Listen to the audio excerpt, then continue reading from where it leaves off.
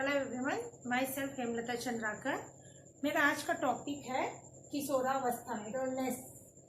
आज हम पढ़ेंगे किशोरावस्था क्या है, किशोरावस्था में क्या क्या जो समस्याएं आती है वो उनकी रूपरेखा में हम देखते हैं कि उनके अर्थ, किशोरावस्था की परिभाषा है, किशोरावस्था की विशेषताएं और किशोरावस्था में आने वाले विभिन्न प्रकार की समस्याएं।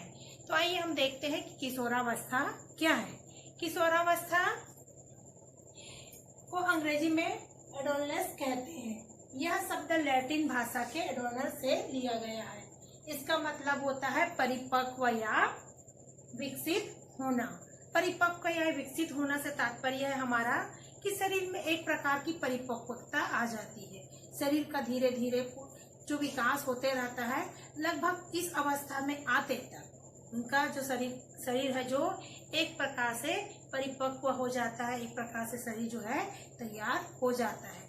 यह अवस्था बाल्यावस्था के समाप्त होने के बाद आती है। इस अवस्था में जो का आयु वर्ष होता है 12 से 19 या 18 या 19 वर्ष होता है। इसे मनोवैज्ञानिकों ने तूफान का या तनाव का काल कहा है। तो तनाव या तूफान का काल कहा है क्योंकि इस अवस्था में आते तक जो बालक होते हैं, जो किशोर होते हैं, उनमें तो परिपक्वता आ ही जाती है। साथ ही साथ उनके अपने शारीरिक जो परिवर्तन होते हैं, मानसिक परिवर्तन जो होते हैं, उसके कारण उसके अंदर विभिन्न प्रकार के तनाव जो है वो आना स्टार्ट हो जाता है। तो इस कारण जो अपने शारीरिक जो विकास है, जो शारीरिक जो परिवर्तन होते हैं, उनसे कई बार जो होते हैं क्या होते हैं, एडजस्ट नहीं कर पा रहे होते हैं। उन अचानक आ रहे बदलाव से उनके मन में एक तूफान आने लगता है। कोई कोई किशोर तो उस अवस्था को सामंजस्य कर लेते हैं, लेकिन कई किशोरों में इस प्रकार की जो स्थिति आती है। इसी कारण इस अवस्था को संघर्ष एवं तनाव या फिर तूफान का काल कहा जाता है। अब देखते हैं हम इनकी परिभाषा। इसको स्टैनले हॉल ने कहा है कि संघर्ष एवं तूफान का काल कहा जाता है। स्टैनले हॉल का मानना है कि यह जो काल है वो कैसा है, संघर्ष, तूफान एवं तनाव का काल है। यहाँ वैलेंटाइन ने इसे घनिष्ठ मित्रता का अवस्था कहा है। उनका मानना है, वैलेंटाइन महोदय का, कि यह काल कैसा होता है, घनिष्ठ मित्रता की अवस्था होती है। इस आयु में बच्चे जो होते हैं वो अक्सर अपने मित्रों के साथ ज्यादा घनिष्ठता बनाते हैं। परिवार वालों के साथ धीरे धीरे उनकी दूरियां होने लगती है और जो मित्र होते हैं वो उनके अधिक घनिष्ठ, उनके इष्ट हो जाते हैं।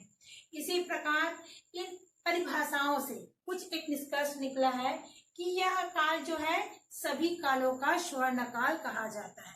इस काल में विभिन्न प्रकार के परिवर्तन आते हैं। साथ ही साथ जो किशोर होते हैं वो दिवा स्वप्न में लगे होते हैं, है ना। इसी कारण उसको नए नए अपने आने वाले भविष्य के लिए वो अनेक सारे सपने जो है सजोते, कोई उज्जवल भविष्य के लिए, तो कोई अच्छे व्यवसाय के लिए, तो अच्छी शिक्षा के लिए, अलग अलग अपने परिवार में जो होते हैं। तो वो इस काल में इसी कारण सभी कालों में से इस कालों को स्वर्ण काल कहा जाता है। बसंत ऋतु की आयु, कई विद्वान इसे बसंत ऋतु की आयु कहा है क्योंकि यह काल कैसा होता है, एक बसंत ऋतु के समान होता है। यहाँ सब कुछ हरा भरा, सुंदर सुंदर फूल जैसे रहता है। बसंत ऋतु में जिस प्रकार सभी तरफ बहार होती है, उसी प्रकार इस आयु में बच्चों को सभी तरफ बहार महसूस होता है। तो इस आयु को कई विद्वानों ने बसंत ऋतु की आयु भी कहा है। फिर एक कहा है कि दिवा स्वप्न की आयु। दिवा स्वप्न जो वयस्क होते हैं, जो किशोर होते हैं, एक नई दुनिया में, कल्पनाओं की दुनिया में होते हैं। वो अपने आने वाले भविष्य के लिए एक सुंदर सपना सजोते हैं, कुछ अपने भविष्य को लेकर, तो कुछ जीवन साथी को लेकर, कुछ अपने अपने मित्रों को लेकर। तो इस प्रकार जो इस आयु वर्ग के जो किशोर होते हैं, किशोर किशोरी होते हैं, एक प्रकार के दिवा स्वप्न में होते हैं। तो यह थी किशोरावस्था की अर्थ परिभाषाएं। अब हम देखते हैं इसमें किशोरावस्था, यह अवस्था जो होती है क्या है, परिवर्तन की अवस्था। इस अवस्था में हम देखते हैं कि हमारे विभिन्न प्रकार के परिवर्तन जो है वो देखने को लगता है। इस परिवर्तन में शारीरिक परिवर्तन, मानसिक परिवर्तन, संवेगात्मक परिवर्तन, अनेक प्रकार के जो परिवर्तन होता है हमें इस अवस्था में देखने को मिलता है। तो ये अवस्था कैसी अवस्था होती है? परिवर्तन की। हमारे सोचने में परिवर्तन, समझने की स्थिति में परिवर्तन, हमें धीरे धीरे, हम बालक होते हैं, धीरे धीरे वो बालकपन से क्या होता है, एक किशोर अवस्था में आता है। तो उसके बाल्यपन की जो लड़कपन होती है, जो उनके चुलबुले विचार स्वभाव होते हैं, उनमें एक प्रकार की मेच्योरिटी आने लगती है। वो धीरे धीरे अपने समाज से, परिवार से बहुत कुछ गेन करने लगता है। तो ये थी। अब देखते हैं हम विशेषताएं, किशोरावस्था की विशेषताएं। किशोरावस्था की विशेषताओं में से पहली विशेषता है शारीरिक परिवर्तन। शारीरिक परिवर्तन, जब किशोर बाल्यावस्था को समाप्त कर किशोरावस्था में आते हैं तो उनमें अनेक प्रकार के शारीरिक परिवर्तन होते हैं। इन शारीरिक परिवर्तनों में है, जैसे जैसे वो बच्चे होते हैं, परिपक्व होते जाते हैं, उसके आंतरिक तथा बाह्य बनावटों में सब परिवर्तन आने लगता है। लड़कों एवं लड़कियों की जो शारीरिक बनावट होती है उनमें बहुत सारे परिवर्तन आते हैं। उनके जो आवाज होते हैं उनमें, लड़कों के आवाज में भारीपन आ जाता है। जो लड़कियों की आवाज होती है वो तो वैसे ही रहती है, लेकिन लड़कों की आवाज में भारीपन आता है। लड़कियों के सीने में उभार आने लगता है, लड़कों के मूंछ दाढ़ी आने लगते हैं।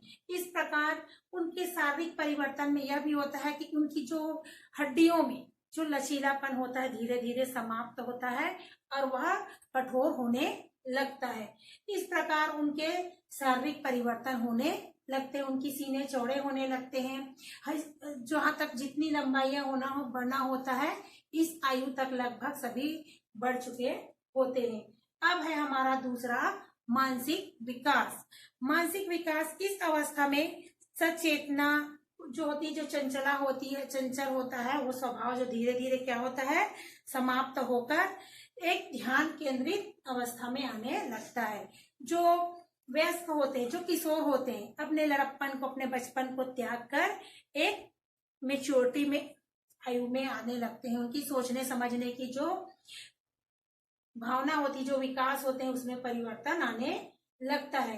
तो मानसिक विकास के साथ हम देखते हैं कि शरीर जो बढ़ती है, साथ ही साथ उसकी जो स्मरण शक्ति है वो भी बढ़ती है।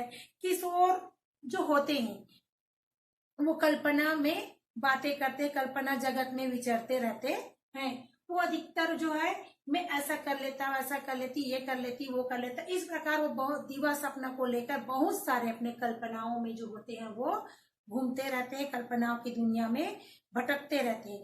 इस कारण इस काल को दिवा स्वप्न का काल भी कहा जाता है। फिर है हमारा नेक्स्ट संवेगात्मक विकास। संवेगात्मक विकास में आते आते जो बच्चे होते हैं उनके भी समाज जो विभिन्न प्रकार के संवेग जो होते हैं उसमें भी परिवर्तन आने लगता है। उनकी सोचने समझने की जो प्रवृत्ति होती है उनमें भी परिवर्तन आ जाता है। वो संवेगों के भंवर में फंसे होते हैं। जैसे उनको थोड़ा सा कुछ बोला जाए तो उनकी चिड़चिड़ाहट आना, कई कई बच्चों में समझदारी आ जाती है। तो इस प्रकार उनके संवेगों का भी विकास होता है। बुद्धि का अधिकतम विकास, इस अवस्था तक आते आते बालक के जो बुद्धि होती है, जो मानसिक विकास होता है, तीव्र अवस्था में हो चुका होता है। उनकी जो बौद्धिक कुशलताएं हो, इस अवस्था के आते तक उनका पूरा विकसित हो चुका होता है। फिर है भाषा का विकास। नेक्स्ट हमारा है भाषा का विकास। इस अवस्था में आते तक किशोरों में संपूर्ण जो भाषा का ज्ञान होता है, शब्दों का ज्ञान होता है, वो लगभग इस आयु के आते तक उनका भाषा का विकास पूरा हो जाता है। वो अपने भाषा का पकड़ जो होता है उसकी पूरी हो चुकी होती है। तो इस आयु में जो बच्चे होते हैं वो अपनी भाषाओं क्षमता के कारण अपने जो मानसिक विकास है, बौद्धिक विकास है, उनको अपना वो दिखा लेते हैं। फिर है विषम लिंगी भावना का विकास। इस अवस्था में हम देखते हैं कि जो किशोर होते हैं उनमें अपने से विपरीत लिंग या विषम लिंग की जो प्रति जो भावना होती है उस भावना का भी विकास होने लगता है। फिर है आत्म केंद्रित। आत्म केंद्रित, अपने आप में केंद्रित करना, अपने आप को नियंत्रण रखना। इस अवस्था में बालक होते हैं जो आत्म केंद्रित होने लगते हैं। वो जो सोचते, वो जो हम कर रहे हैं वही सही है ये सोचने लगते हैं। अपने आप को वो देखते हैं कि ऐसा मैं कोई समाज में, परिवार में ऐसा काम करूं जिससे लोग मुझे पसंद करें, मेरी कार्यों की सराहना करें। इसके लिए वो हमेशा प्रयास करते हैं कि ऐसा क्या काम करूं जिससे मेरे परिवार में, समाज में मेरा जो नाम है वो, या जो मेरी पहचान अच्छी बन सके। फिर है बहुमुखी प्रवृत्ति। इस आयु के आते तक बच्चों में विभिन्न प्रकार की बहुमुखी प्रतिभाएं जो होती है वो भी निखरने लगती है। फिर है स्वतंत्र तथा विद्रोह की भावना। इस आयु में बच्चे जो किशोरावस्था में आने पर वह किसी प्रकार की जो बंधन है उसको वो नहीं मानना चाहते, वो अपने आप को एक स्वतंत्र महसूस करना चाहते हैं। और इस स्वतंत्रता में अगर कोई कुछ बोला या कोई उसकी स्वतंत्रता में कोई दखल करता है तो वह विद्रोह करने लगता है। इस अवस्था में, किशोरावस्था में बालक में स्वतंत्रता और विद्रोह की जो भावना होती है वो तीव्र हो जाती है। तो इस कारण से उनके बीच में क्या होने लगता है, असमायोजन होने लगता है। परिवार के साथ उनकी असमायोजन होने लगता है और मित्रतों के साथ उनका समायोजन होने लगता है। अपने मित्रों के साथ अधिक समय बिताना चाहता है। तो इस प्रकार ये थे उसके शारीरिक परिवर्तन के साथ साथ उनकी जो भी विशेषताएं हैं। अब हम पढ़ते हैं किशोरावस्था में समस्याएं। किशोरावस्था की क्या समस्याएं हैं? तो किशोरावस्था की समस्याओं में पहली समस्या है आत्मसम्मान एवं आत्मसुरक्षा की भावना।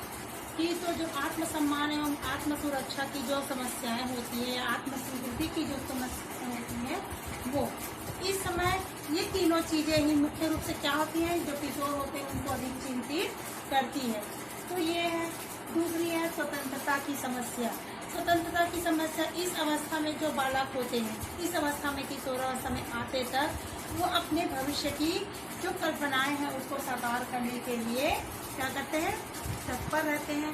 तो इस प्रकार वो अपने आप में होते हैं, अपनी जो स्वतंत्रता जो होती है उनमें वो बंधन महसूस करने लगते हैं।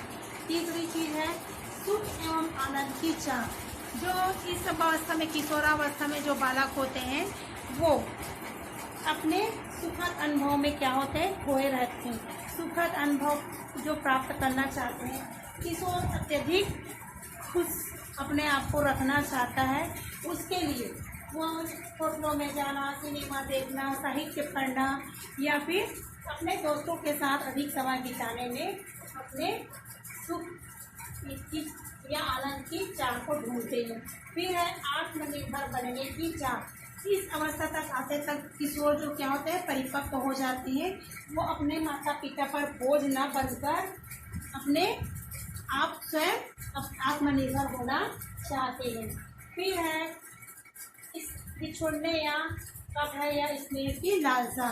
इस स्थिति में दोनों ही स्थिति ऐसी होती है जबकि वो इन डर से हमेशा घिरे रहता है कि उनसे जो कोई अपने जो है उनसे बिछड़ ना जाए, और वो हमेशा ये इसमें रहता है कि भावात्मक जो डर रहता है, भावनात्मक संतुष्टि के लिए वो अपने दोस्तों के साथ अधिक समय जो है वो बिताना चाहता है। फिर है किशोर को नैतिक एवं सामाजिक मूल्यों के बंधन जो है वो क्या होने लगता है, महसूस होने लगता है। किशोर जो अपने नैतिक एवं सामाजिक संबंध होते हैं उनमें वो अपने आप को बंधा हुआ महसूस करते हैं। अब है कल्पना की दुनिया। कल्पना की दुनिया यह भी एक समस्या है कि जो किशोर होते हैं वो अतीत की दुनिया से क्या होते हैं, दूर होते हैं और कल्पना की दुनिया में डूबे हुए होते हैं। वो विभिन्न प्रकार की कल्पनाओं में खोए रहते हैं, कल्पनाओं में विचरण करते हुए यथार्थ जगत से वो दूर होते हैं। फिर हमें अगला विद्रोह की प्रवृत्ति। विद्रोह की प्रवृत्ति जब हम देखते हैं, धीरे धीरे किशोर जब बढ़ते जाते हैं उनमें विद्रोह की भावना जो है अधिक होते जाती है, प्रबल होते जाती है। वो परिवार की जब लोग कोई चीज़ उन्हें अच्छा बुरा की सीख देते हैं तो वह उन्हें क्या समझता है, एक नियंत्रण समझता है, एक बंधन समझता है और उसका विद्रोह करने लगता है। अनियंत्रित भावना में विद्रोह।